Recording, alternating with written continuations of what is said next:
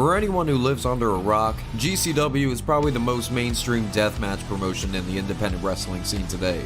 Operated under Brett Lauderdale since 2015, we have seen the likes of Nick Gage, Blake Christian, first ever female GCW World Champion Masha Slamovich. Some of the wrestlers that you'd associate with this company are all great in their own right. But one man that has some hold on GCW is Joey Janela. Joey Janela and GCW go together like Spike Dudley and cranial contusions, to the point where Janela even has his own special event for GCW every year that some of you might be familiar with, Joey Janela's Spring Break. The subject of this video, and possibly one of the best matches I've ever seen in GCW and possibly professional wrestling as a whole, took place at the 3rd annual Spring Break on April 5th, 2019 in White Eagle Hall in Jersey City, New Jersey. We have a grudge match between two brothers that I would say would be even more personal and story driven than Cody Rhodes versus Dustin, true and pure professional wrestling. We cut to our amazing introductions. The brother of the Invisible Man, not a favorite of the fans here in Jersey City. Well, I would say C, but he's invisible. One of the FBI's top 10 most wanted,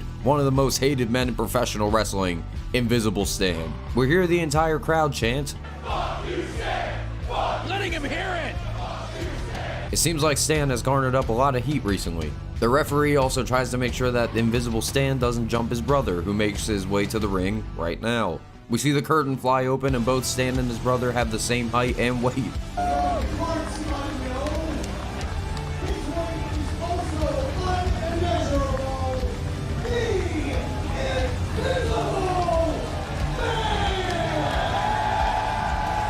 We get a welcome back chant from the crowd. Looks like he's a hometown hero. The referee Bryce Remsburg asks for the ring announcer to come back into the ring to explain the rules. Our esteemed referee can only officiate our match if he's got Bad boy vision. The crowd are upset though. They start chanting. I mean, no shit. The bell rings and we are underway with this clash. They start locking up in the ring and they begin exchanging holds, and holy shit, pinfall after pinfall, 2 count after 2 count, and oh wait, hold up. 1 count and another. And now we're at a standoff between the invisible wrestlers. They're at a standoff. I mean, both these guys. Yay and nay forearms back and forth with the yay boos from the crowd. During the strike exchange, Stan pokes his brother right in the eye, which warrants another "fuck you, Stan" chant.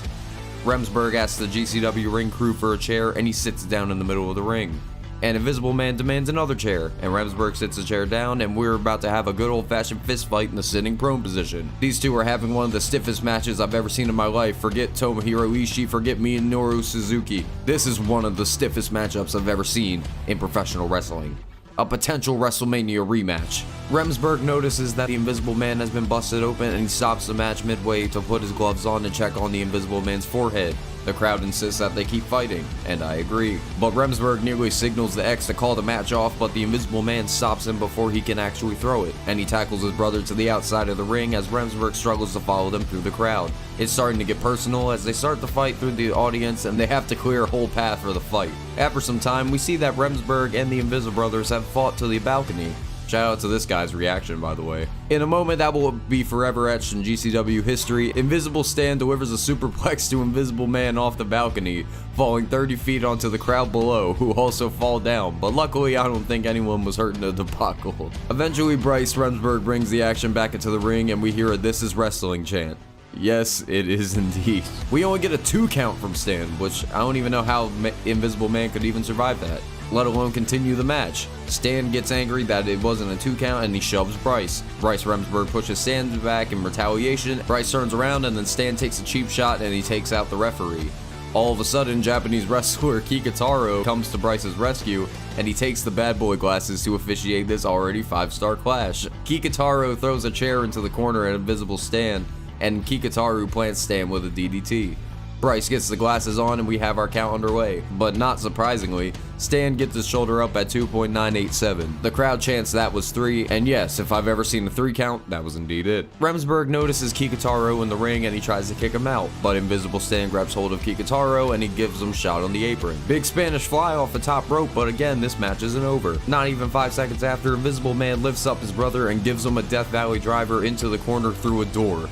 1, 2, 3. There's some uncertainty about who won the match because duh, and our ring announcer announces that the Invisible Man has defeated the Invisible Stan.